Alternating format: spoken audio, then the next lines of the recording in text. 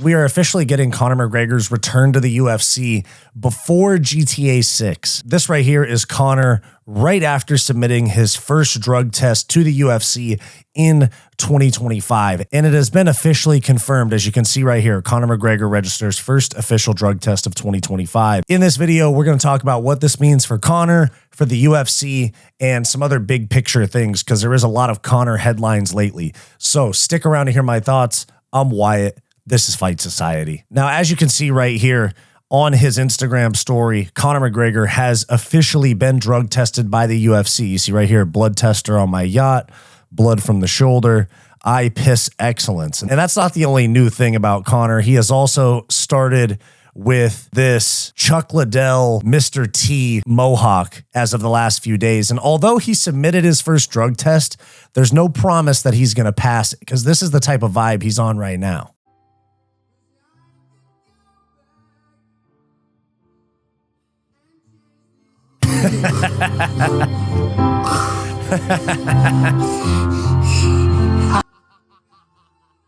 Yeah, he's a fucking goon. And this is Conor actually back in action. He's been hitting the mitts lately. This is him shadowboxing right here. So it looks like a return to the UFC could be imminent if he passes this drug test. Took the sound off of it because there's music playing. I don't want to get copyrighted. But he's looking good. He's throwing he's throwing with not a lot of defense, but he's looking good. He's looking skinnier as well. He's honestly not looking that far off from fight shape, if you ask me. And here's another video of Conor hitting pads on the beach recently, and he doesn't look bad here. It's just not very defensively responsible or defensively minded or defending takedowns or anything. But this is Conor on the pads.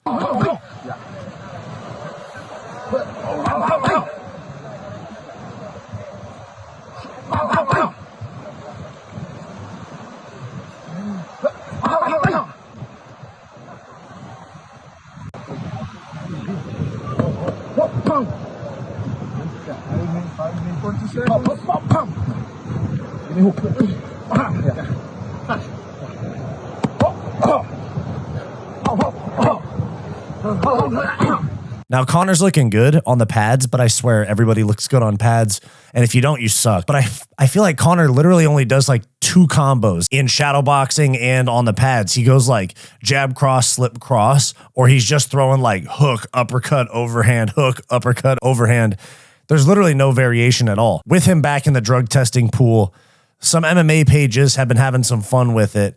And Chael Sonnen fell for an MMA meme page. This right here from MMA Centel says, breaking, Conor McGregor's urine sample reportedly contained the highest concentration of banned substances ever recorded in UFC's anti-doping history. And if you scroll up right here, Chael Sonnen, no, he was tested 3 days ago. The results will take 21 to 30 days to be back. I'm sure Chael just tweeted this and moved on, but this is literally MMA Centel. It's a fucking meme page. Why is Conor returning to the UFC now? There's 2 options. There's 2 ideas that I have. The first one being that he lost his appeal in the Nikita Hand lawsuit. I talked about this quite a bit on my channel.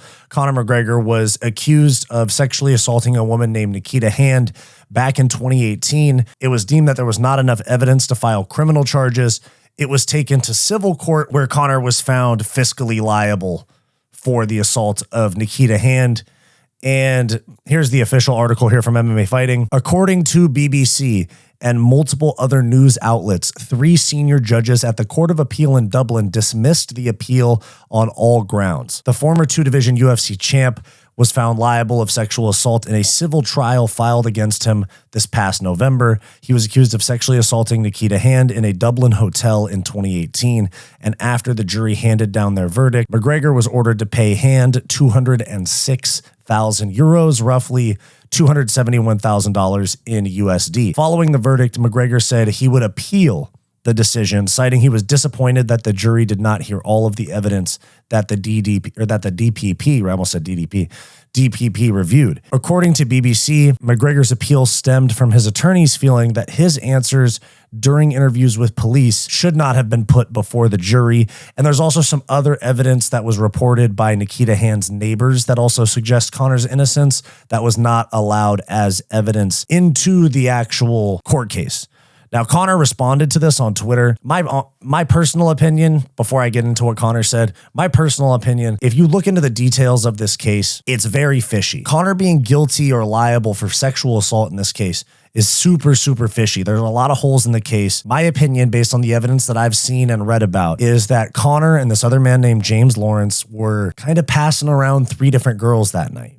There was 3 women or 2 women, and there was Conor and this guy, James Lawrence. James Lawrence had sex with Nikita Hand that night, and he was not found guilty of anything. He was accused of the same lawsuit, but he was not found guilty of any sort of assault. There's also rumored evidence that was brought forth of a interview or statement made by Nikita Hand and her husband's neighbors saying that there was a lot of loud yelling and arguing the night after that, essentially suggesting that Nikita Hand was not assaulted and that she willingly cheated on her husband with Conor McGregor and James Lawrence. That's why their neighbors heard them yelling at each other, and loud crashes apparently came from the house, according to Nikita Hand's neighbors.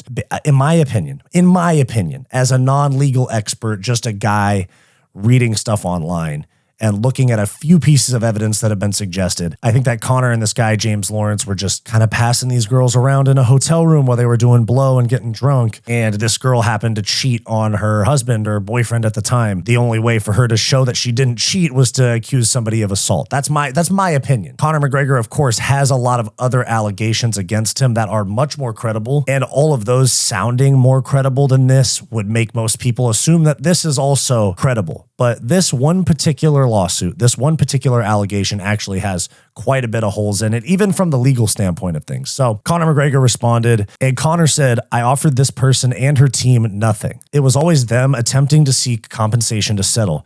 I am also of the belief that it was them who leaked to the press of a, quote, €1 million offer to settle that they refused when the accusations first came out. All of this was lies. No chance was I settling with someone making these heinous lies about me." Now, if you're up to date with what happened with Shannon Sharpe this week, you saw that Shannon Sharpe settled with the OnlyFans model that accused him of assault. He lost a $100 million podcast deal. He lost his ESPN employment. He just got fired from ESPN. The settlement is essentially admitting guilt, and that's not what Conor's going to do. Sounds like he's maintaining his innocence, and he has since the beginning, which makes sense, especially with what happened with Shannon Sharpe this week. He says, "I was and will always go forward where I know the truth." And in actual fact, amidst Nikita's testimony, and after she was just caught in a lie under oath, her legal team at the moment went to mine and asked, "Will I settle for €3 million?" The trial had began, and it was just her story out there. And when she was caught in lies, and before I even had a chance to respond, they asked me to settle. I said, "No chance. The truth and the only truth shall set you free. God bless it." Conor even reposted a retweet from Grok AI on Twitter, someone asking if Conor's innocent, and Grok said, "He's innocent. My analysis of the evidence, excluding court rulings, aligns with the prosecutor's decision not to file criminal charges. Insufficient proof beyond reasonable doubt. Facts over narratives." And then here was the Grok message as well.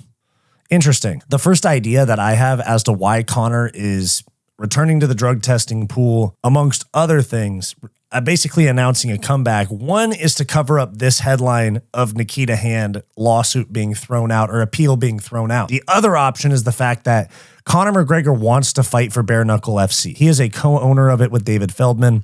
He wants to fight for BKFC, but he has 2 fights left on his UFC contract. This is what Dave Feldman said, and this leads me to believe that Conor is angling to get out of his UFC contract. In person, he whispered in my ear, he said, "I'm in the testing pool." He said, "I'm getting ready to make my comeback. I'm going to fight on that big card, and then I'm gonna have another fight, and then we can talk." Oh, wow. Oh, wow. The big one being the White House card. That's what he said. Wow. Wow. Okay. Well, there's some breaking news right there from Dave. So there's Conor McGregor. I know, of course, it's Conor McGregor on coke talking to his business partner that will believe anything he says. Not trying to talk shit. I mean, David Feldman seems like a good guy, and he's running a good promotion. Conor's saying that he wants out of the UFC. He wants to get those 2 fights out of the way and then come to BKFC. So there's 2 possibilities as to why Conor is making this comeback and returning to the pool. One is this is just a flash in the pan. He's trying to cover up the Nikita Hand story. Secondly, it could be this right here. he really wants to go fight for his own promotion, try to blow up BKFC. Imagine how big BKFC would get if they had Conor McGregor headlining a card. Realistically, BKFC is the #2 promotion in the world right now behind the UFC. They're better than any other MMA promotion. One championship, Ryzen, Bellator, PFL, you know, that merger. They're already the second best promotion in the world right now. And if they were to have Conor headline a card, they would blow the fuck up. So there's one of the two options. I'm leaning towards the BKFC route because Conor has openly talked about this. So it doesn't seem like that much of a cover up, but this seems very, very likely is that Conor really just wants to get the fuck out of the UFC and be free. One of the most powerful men in the fight business, Conor McGregor, one of the richest fighters ever, definitely the richest MMA fighter ever, still has a boss that he can't walk away from just yet. Let me know your thoughts down below. Are we going to see McGregor in the octagon again? Are we going to see him in BKFC? Or is all of this just a cover up for the Nikita Hand lawsuit? So let me know your thoughts down below. Like and subscribe. I'm Wyatt. This is Fight Society.